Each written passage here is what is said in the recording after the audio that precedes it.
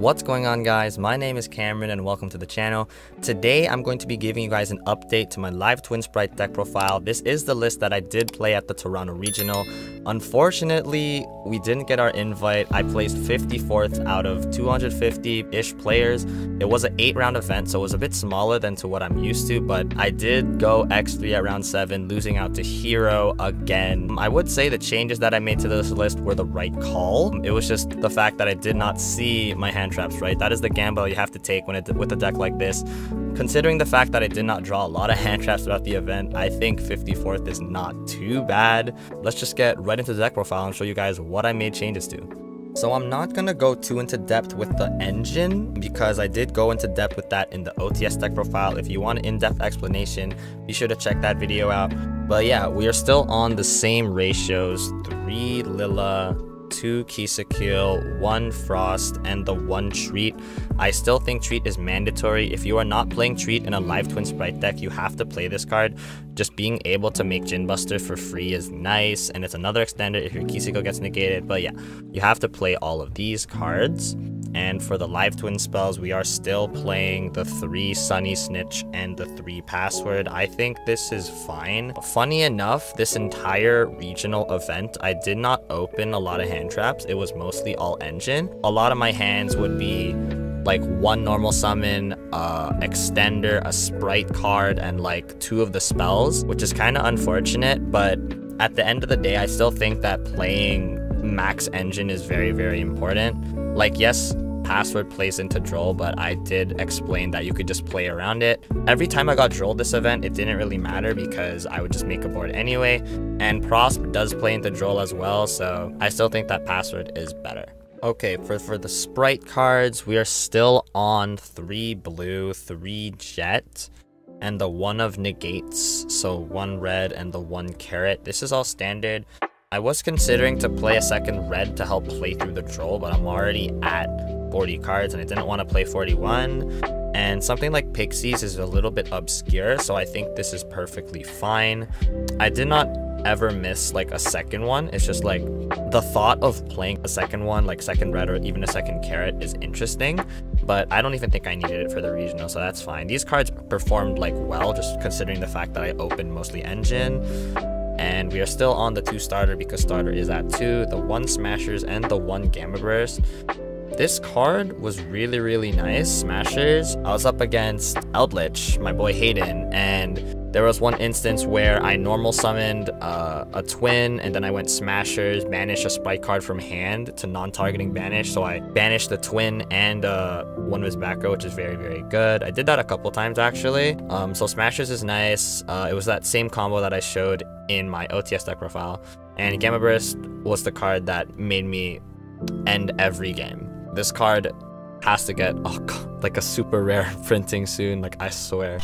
Alright, so if you guys thought that I switched the deck to a runic variant, you'd be wrong. I'm still on the hand traps because I think that it is valuable to be able to interact with your opponent, especially with the big boards that Vanadium and Infernoble are putting up. So we're playing 3 Ash because it's the most generic, good against Branded obviously. Droll is needed for that matchup like Vanadium and Infernoble. You need the Droll, and it also is good into Purely and Cash.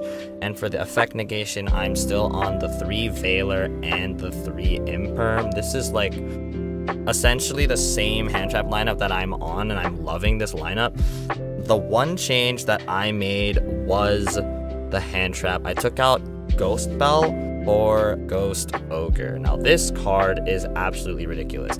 First of all, this card overlaps into so many different things, and it actually hits stuff that Bell doesn't. So the thing about Bell, it's good against Labyrinth, yes, but Ryan Yu literally showcased a combo that plays around Ash and Bell with like something like Muckracker. It's absolutely crazy. Go check it out on Hakuna Matata's channel, and shout out to Ryan for that, for always innovating something like the Labyrinth deck.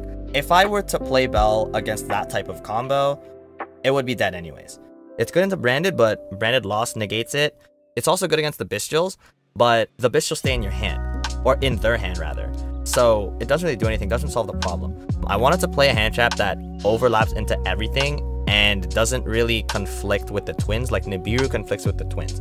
But Ogre, this card, she's absolutely crazy. She hits so many different things. So first of all, the most obvious thing is that she hits catch Tira Birth if you're not under Shifter or Rice Heart, and she also hits My Friend Purely. That is absolutely ridiculous. Getting rid of that search as well as the follow-up is really crazy. They lose 500 life points for no reason. And it also overlaps into Sword Soul Moyi, it hits Fateful Adventure, it hits Isolde, Cartesia and Branded, Vanadium Planet, Field Spells, Vision Hero Increase, Gigantic Sprite, Transcode Talker, Terahertz, Branded Regain and Beast. Like, this card hits so many different things, and it was just perfect for the regional because there were so many different decks. Like, this card came up against Adventure Synchron, I hit Fateful Adventure. This card hits Vision Hero Increase. I played against Hero twice. I played against Infernobles. I hit Angelica. Like, this card is really crazy. The thing is about the event yesterday, I only opened her by herself, or I opened no hand traps. I wish I could give you guys a proper breakdown as to how all these hand traps performed, but I can't really do that because I either opened no hand traps or literally opened Ghost Ogre by herself. I think she won me those matches. If I played Belle instead of this card and I opened Belle in her place, I probably lost those matches 100%. But yeah, this card in tandem with other hand traps is deadly, and I think this card could potentially trend in the meta. Like, actually people were on this card. I'm not the only one that thought of this card, like, and those people actually got their invites. I was actually just a little bit unlucky, and as I said, either only opened Ghost Ogre by herself or like literally no hand traps, which is kind of sad. But I still think like she did a lot. Like, she literally carried me to like X2, like all the way up to like round 6. I think you guys could probably try this card out if you're looking for a hand trap that no one expects, but I still don't think this card warrants a slot over something like Nibiru. If you want to try something out, if you're bored, want to have some fun, try this card out. I think you won't be disappointed with Ghost Ogre. Okay, so moving on from my 40 card main deck, we're on to our extra deck. So we're still playing the same package, 3 Kiseki rather, 3 Lilla, and the 1 Trouble Sunny. I did explain this ratio is perfect. You have to play all these cards. This card tags out, this card pops, this card draws. Like, it's very, very good. 1 Lingaribo, this card came up a lot, just being able to negate traps and banish stuff. And I'm on the 1 Muckracker still. This card is probably going to get bought up because of Ryan Yu. This card is like crazy. But yeah, being able to reborn something like Trouble Sunny and protect your board is very nice. I didn't make this card actually. I made this a lot, but this never really came up. I didn't need it, but this card has come up in testing, so you have to play Muckracker. And moving on to the Xyz, yes, we cut Azalea. I'll get to what I cut it for in a little bit. 2 Gigantic Sprite. This card, you have to play this card.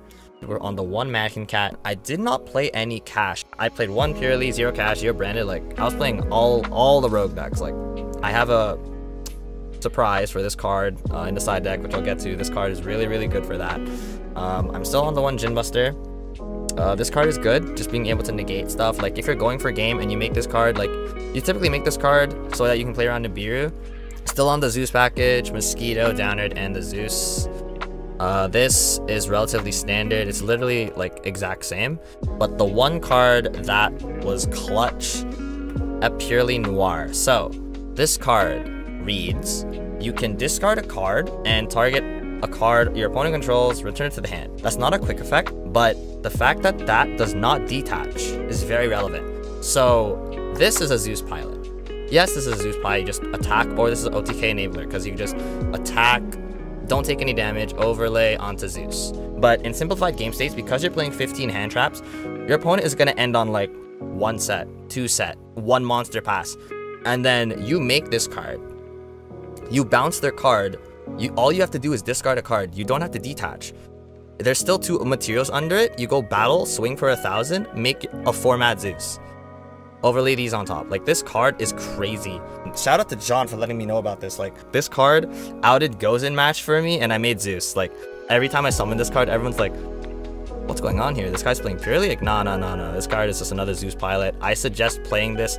Try this out in your Sprite deck. And this card, ever since I put it in, it comes up much more than Azalea. Like, the fact that this card stays in the field is very good for Zeus.